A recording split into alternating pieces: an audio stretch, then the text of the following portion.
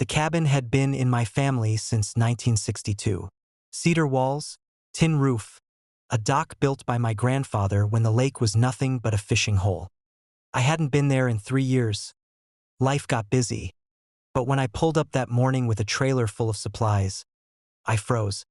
There was a bright blue for sale, pending sign staked in my yard.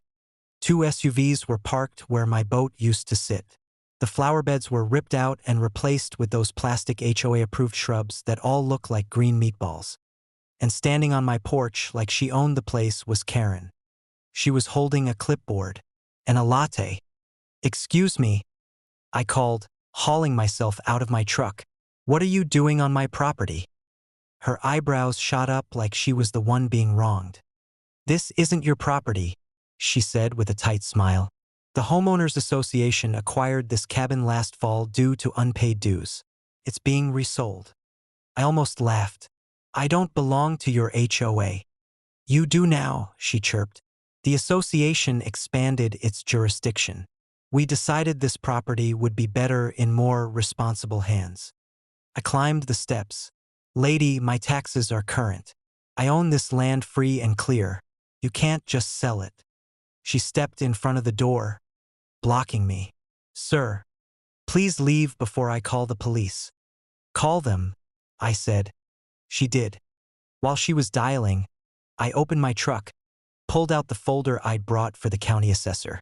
Inside was the deed, not just to the cabin, but to the entire strip of shoreline this exclusive HOA had been built around.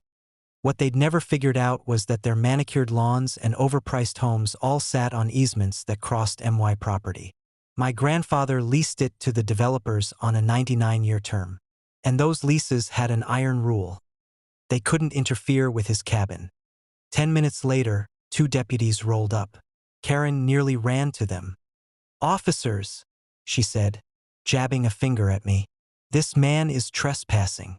He's harassing me on association property. I need him removed immediately." The older deputy turned to me.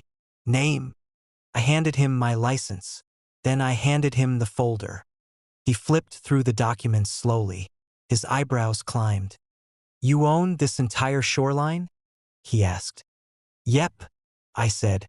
"This cabin, this dock, and the land their HOA sits on. I pay the taxes. I never sold.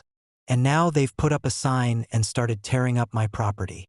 Karen blinked, her smugness evaporating. That's not possible. We voted. We have covenants." The deputy sighed. "Ma'am, covenants don't trump a legal deed." "But he owes dues." I laughed. "No, Karen, you owe me rent." The younger deputy snorted, trying not to laugh. The older one closed the folder and handed it back. "Ma'am," he said, "if this man wants to, he can have every one of your homes reassessed for trespassing. You're the ones who need to leave." Karen sputtered like an overheated teakettle. "This is outrageous. I'm calling my lawyer."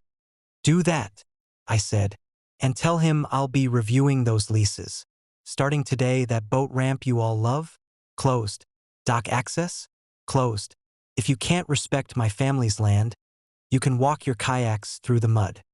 The deputies stood by as I took down the for sale sign, piece by piece.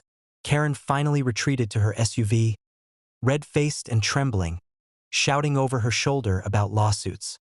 When the dust settled, the older deputy gave me a grin. "Bet they'll think twice before selling a place that isn't theirs." "Bet they will," I said. By sunset, the cabin was mine again, and I swear the lake had never looked calmer.